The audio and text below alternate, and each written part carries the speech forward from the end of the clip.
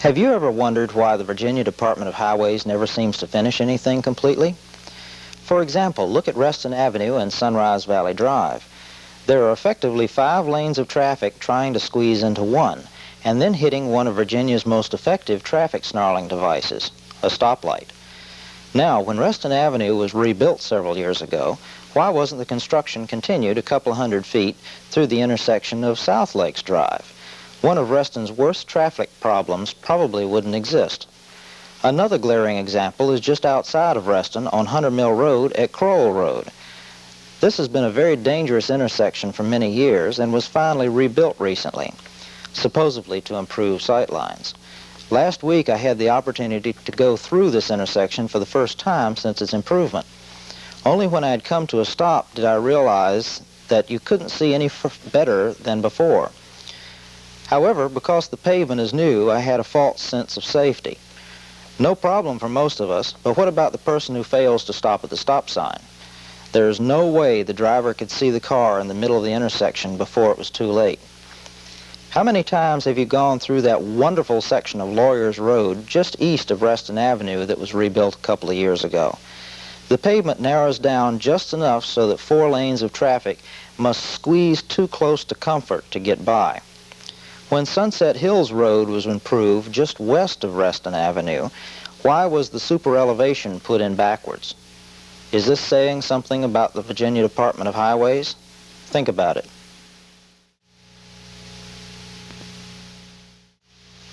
There's been a lot of talk lately about what has been affectionately titled the hole in the wall at Lake Ann Plaza.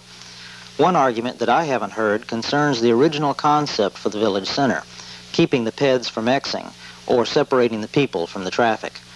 Lake Ann Plaza is one of the only shopping areas that I know of that is designed so that the walker doesn't have to cross the main flow of traffic in order to get to the stores.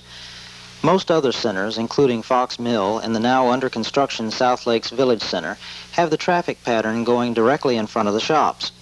The proposed 7-Eleven doorway would create the same type of traffic flow.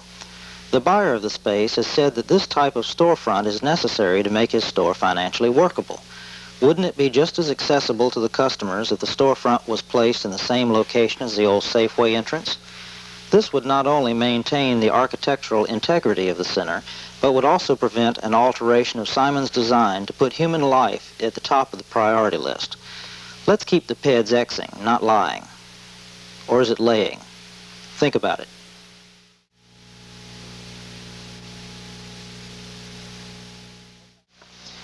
What's happening to our open space? One of the nicest things about living in Reston are the great expanses of open space in every part of town. The original concept allowed this open space by clustering housing to achieve the same population density in a given area as would be achieved by the more traditional type of spread-out construction. One of the most recently built areas, Hunter Square, was originally designed for a high-rise apartment house. This allowed for lots of trees and room to get out and stretch your legs. Instead, the same number of people live in the cluster, but only on 3 levels. As a result, no open space.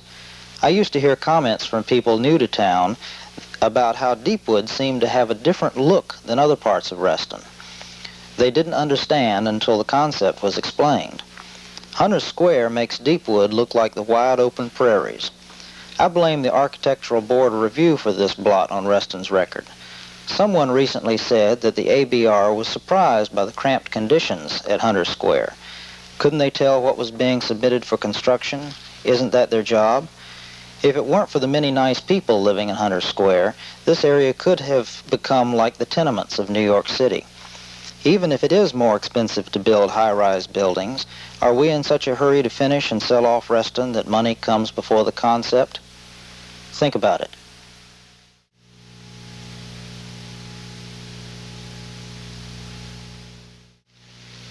Someday we should all take a little time to consider how important signs are in our lives. Without signs, we couldn't eat. We wouldn't be able to find our way to work or to those great parties where everybody except you is always arriving late. Reston's founding father was well aware of the need for signs, but he desired to keep beauty at all costs. Therefore, it was decided that all signs should be similar in design. Some people balked at this. but for a long time the dream held fast. To begin with, all signs were green with white letters. Then that gave way to blue with white letters. Now it's back to green. Being in the field of residential service calls, I have many times been frustrated by the difficulty in finding or seeing house numbers. Originally, each house in Reston had a standard address sign located in a standard place. This is no longer true. House numbers are evidently left up to the builder. In some cases, there aren't any numbers at all. Recently, Reston has given way to a complete hodgepodge of every type of sign that the architects can come up with, very few of which even hint at the earlier blue. The new developer has created a new look for Reston signs. This is very nice, but all it has succeeded in creating is another style within the hodgepodge. Can you imagine how much it would cost to change all of the other signs to the new design? Is Reston heading towards the look of the Route 1 corridor? Think about it.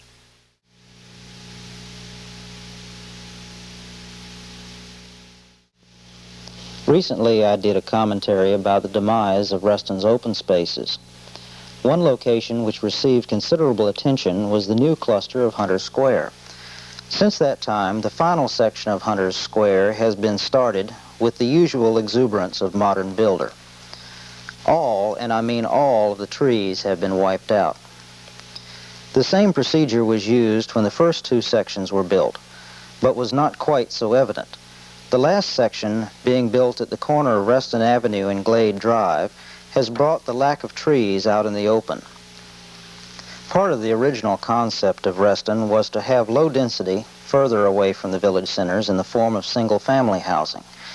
The closer to the village center you get, the denser the population, advancing into townhouses with open space, and finally to high-rise buildings with about the same amount of open space. Hunter's Square is very reminiscent of what happens outside of Reston when the system of planning and zoning fouls up. Originally, this block was intended for a high-rise building, but concern was raised about the population density of the area. Now we have no open space and may actually have more population density than would have been generated by a high-rise. Reston now has its first fenced-in, crammed-together, flat, high-rise cluster with no open space. It is too late to change what has happened at Hunter's Square, but this is the time to ward off any further destruction of Reston's master plan. In my opinion, we have reached an all-time low in the development of Reston as a planned community. I hate to think about it.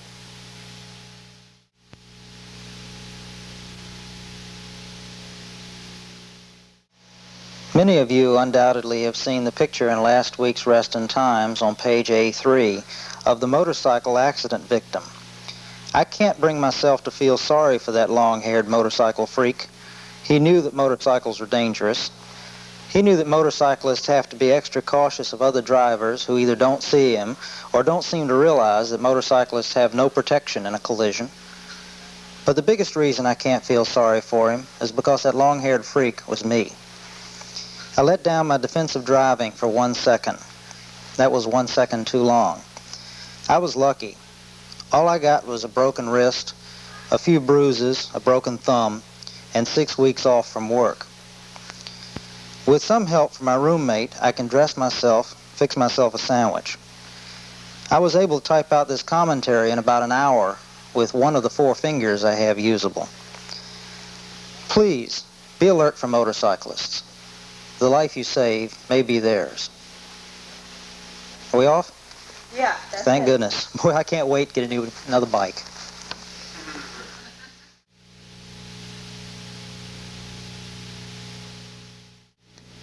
Over the past several years, there have been so many dam discussions that many people have been driven to profanity. I got interested in dams about 2 years ago when a friend who used to work for the U.S. Geological Survey and myself were having a friendly discussion about the rise and fall of Reston. He told me that the USGS recommends that foliage on dams be limited to plants that grow smaller than 4 feet. Several other sources have also recommended the same thing to Gulf Reston, Reston Land, and to Roa. Every study so far done on the Lake Ann Dam has said that the vegetation is too large and should be cut. I'm curious as to why no one has yet done anything about these slightly oversized shrubs. Well, they're Gulf Reston has said that it will get the dam into shape before turning ownership over to ROA, but nothing has been done yet. It seems to me that everybody has suggestions, but no one is willing to do something and get their feet wet.